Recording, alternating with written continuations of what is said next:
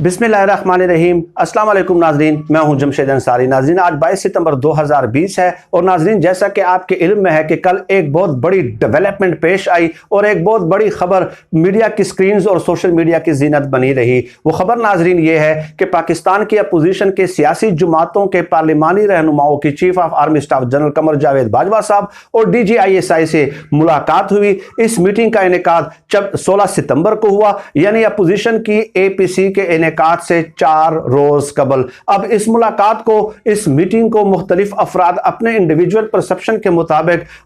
मुख्तलिफ अंदाज से इंटरप्रेट कर रहे हैं और मुख्तलिफ मानी व मफाहिम इसको पहनाए जा रहे हैं। चुनांचे तलत हुसैन साहब का एक ट्वीट मेरे सामने है, वो आप पहले देख लीजिएगा कि खबरों के मुताबिक जनरल बाजवा और जनरल फैज सियासी क़यादत से मिले ताकि ये बता सकें कि फौज को सियासत से दूर रखें। खुला तजाद, आगे वो ब्रैकेट में लिखते हैं, नून लीग की तरफ से शहबाज शरीफ, अयाज सादिक, एहसन इकबाल, ख्वाजा आसिफ और पीपल्स पार्टी की तरफ से बिलावल, शरीर रहमान, नवीद कमर को खरी खरी सुनाने की सादत नसीब हुई और हाँ मगर वजीर आज़म इमरान खान है। आगे लिखते हैं कि अब बिलावल और शहबाज समेत तमाम बहादुर जमहूरियत व शफाफियत पसंद लीडरान पर लाजम है कि कम अज कम अपने वोटरों को बताएं कि इस मीटिंग में क्या हुआ, उनको क्या कोई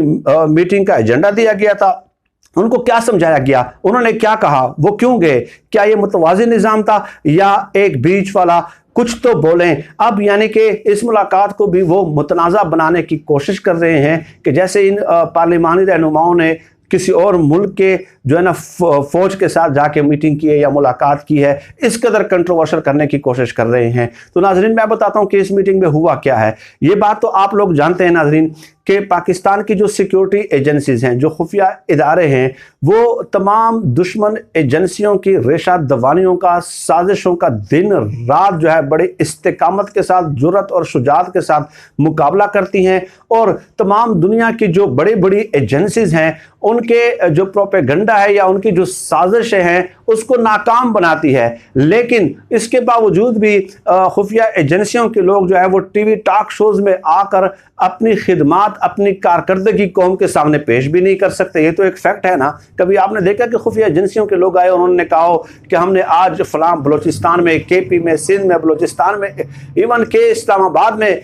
खुफिया एजेंसी, दुश्मन खुफिया एजेंसियों की किस कदर साजिशें नाकाम बनाई और हमारे कितने लोग इसमें शहीद भी हो चुके हैं, तो वो ये नहीं बता सकते। लेकिन इसके बावजूद भी जो है ना दिन रात उन पे तबर्रा पड़ा जाए और लंदन से बैठ के उनके ऊपर तनकीद के नश्तर बरसाए जाए, ठीक है, तो क्या उन्हें इतना भी हक हासिल नहीं है कि वो अपनी सफाई पेश कर सकें, अपना एक पैगाम पहुंचा सकें सियासी रहनुमाओं तक कि भाई हम दिन रात इस मुल्क की खिदमत कर रहे हैं और लोगों को बता भी नहीं सकते सिक्योरिटी जो है ना, सिक्योरिटी मामलात की वजह से, चूँकि ठीक है वो रियासती मामलात इस तरह होते हैं कि दूसरी दुश्मन एजेंसियों के आप जो है ना साजिश नाकाम भी बना देते हैं और कौम के सामने रख भी नहीं सकते खुलेआम, ठीक है, तो उसके बावजूद भी आप दिन रात तबर्रा पढ़ते हैं। तो बताया ये गया, शेख रशीद साहब ने भी इस मुलाकात की तस्दीक की है। ये बताया गया कि नैब और इलेक्शन कमीशन के सरबराहान का तकर्रुर आप लोग करते हैं और पूरा मलबा जो है फिर वो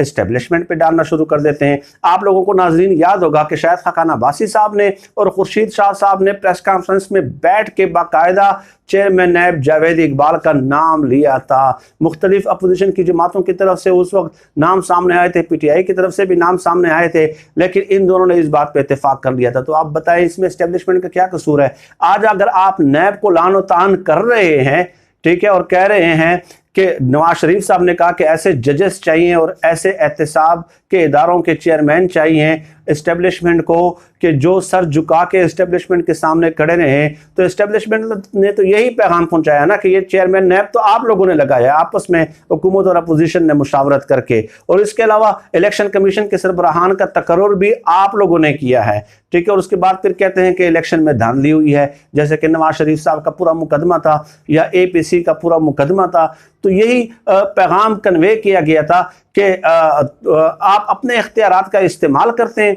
अपने इख्तियार का इस्तेमाल करते हुए मुख्तलिफ इदारों के सरबराहान का तकर्रुर करते हैं, और उसके बाद जो है जब रिज़ल्ट या नताइज आपके मनपसंद या आपकी ख्वाहिश के मुताबिक नहीं आते तो आप इस्टेब्लिशमेंट की तरफ तोपों का रुख पहनना शुरू कर देते हैं। ठीक है, ये बात फैक्ट है कि वाकई ये सियासतदानों का इख्तियार है। और नाज़रीन, ये भी साथ कहा गया कि जो है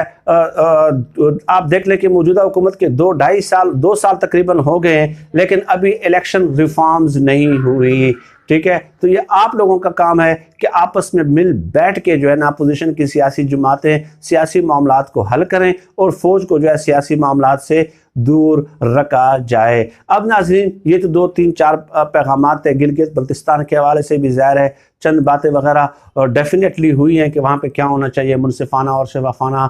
जो इलेक्शन है, और इसके अलावा उसके इदगाम पे भी बातें हुई हैं। लेकिन मैं आप लोगों के सामने 1-2 फैक्ट पेश कर दूं कि आप लोगों को याद होगा कि 2014 में इमरान खान साहब ने धरना दिया था। ठीक है, और उस धरने में उन्होंने ये कहा था कि 4 हलके खोल दें और इलेक्शन रिफॉर्म्स करें ताकि नेक्स्ट इलेक्शन जो है वो साफ़ और शफाफ हों। यही कहा था। आप देख लें उस वक्त की वीडियो क्लिप्स देख लें कि इमरान खान साहब ने ये भी साफ मुतालबा किया था कि आप इलेक्शन में जो है ना इलेक्शन रिफॉर्म्स इंट्रोड्यूस कराएं। लेकिन उसके बाद 2018 तक नून लीग की हुकूमत रही और इलेक्शन रिफॉर्म्स पे काम नहीं हुआ। अब जबकि इमरान खान साहब की हुकूमत है तो ये उनकी जिम्मेदारी है कि इलेक्शन रिफॉर्म्स इंट्रोड्यूस कराएं ताकि नेक्स्ट इलेक्शन में कोई एक ऐसा तरीक़ाकार जो है ना मुरतब कर लिया जाए कि किसी भी सियासी जमात को जो है उस पर एतराज़ात ना हो। लेकिन अलमिया क्या है नाज़रीन? अलमिया ये है कि यहाँ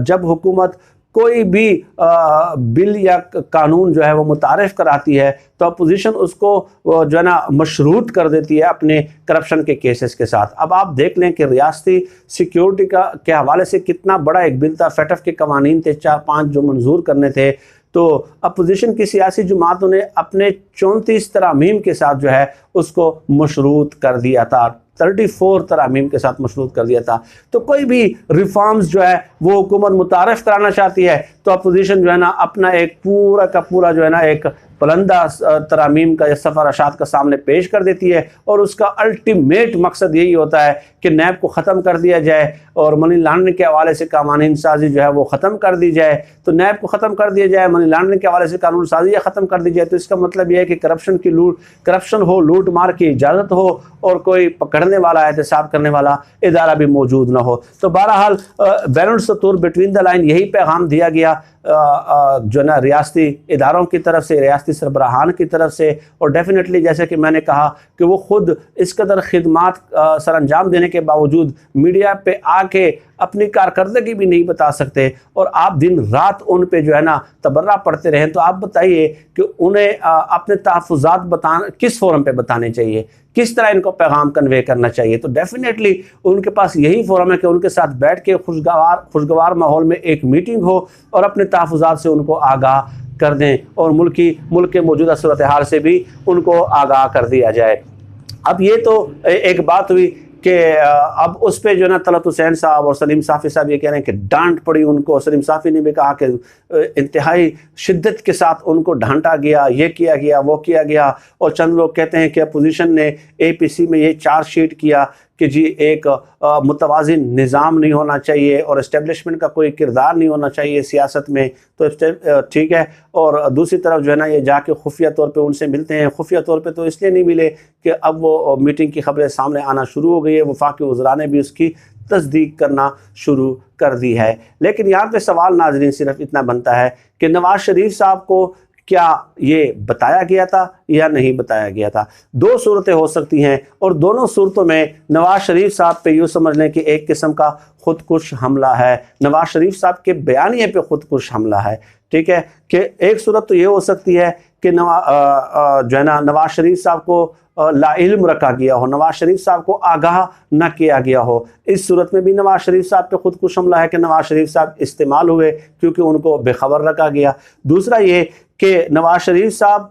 को आगाह रखा गया हो, लेकिन साथ ही साथ जो है ना दोनों सरबराहान ने, ज़ाहिर है बिलावल ने और शहबाज शरीफ ने जो है ना ये एक प्लान मुरतब किया हो कि हम तो वहाँ पे उनके साथ कमिट करके आ गए हैं कि हम आपके साथ जो है ना इस्टेब्लिशमेंट को मुर्द इल्ज़ाम नहीं ठहराएंगे, लेकिन भाई साहब नवाज शरीफ साहब आप ही कुछ करें और आप ही जो है ना इस्टेब्लिशमेंट को जो है ना उसके ऊपर अटैक कर दें और उसके खिलाफ एक पूरी तकरीर कर डालें। तो दूसरी सूरत ये हो सकती है। तो अगर ये भी बिलावल और शहबाज ने उनको आगाह रखा भी है और इस तरह का आगाह रखने के बावजूद भी इस तरह की तकरीर करने का कहा है, तो उस वक्त भी नवाज शरीफ साहब पे जो है ये एक खुदकुश हमला है, उनकी सियासत पे खुदकुश हमला है, क्योंकि सियासत से वो नाअहल हो चुके हैं, तहयात नाअहल हो चुके हैं। लेकिन अब इस तकरीर के ज़रिए जो है ना अपोजिशन के सियासी रहनुमाओं ने नवाज शरीफ साहब को जो है वो अल्ताफ़ हुसैन सानी बना दिया है और रही सही कसर जो उनकी सियासत थी वो उसकी सियासत की जो कसर है वो निकाल दी है। और मेरे ख्याल में मुझे लगता है कि शहबाज शरीफ साहब ने ये एक प्लान मुरतब किया था कि उसकी सियासत का हमेशा हमेशा के लिए जनाजा निकाल दिया जाए। दोनों सूरतों में, चाहे आगाह रखा गया हो चाहे न रखा गया हो, नवाज शरीफ साहब पे दोनों ने खुदकुश हमला कर दिया और नवाज शरीफ साहब के साथ डेफिनेटली एक बहुत बड़ा हाथ हो गया है, क्योंकि ये तमाम सरबराहान लीडरान जाके जो है ना वहाँ पे मिल आते हैं और वहाँ पे बड़ी खुशगवार माहौल में बात होती है। और जब आगे से उनकी तरफ से कोई दलाइल आते हैं चीफ ऑफ आर्मी स्टाफ की तरफ से या DGI की तरफ से, तो उनकी ज़बानें गूंग हो जाती हैं। फिर ये नहीं बता सकते कि हाँ नैब के चेयरमैन तो हमने लगाया, इलेक्शन कमीशन का सरबराह तो हमने लगाया,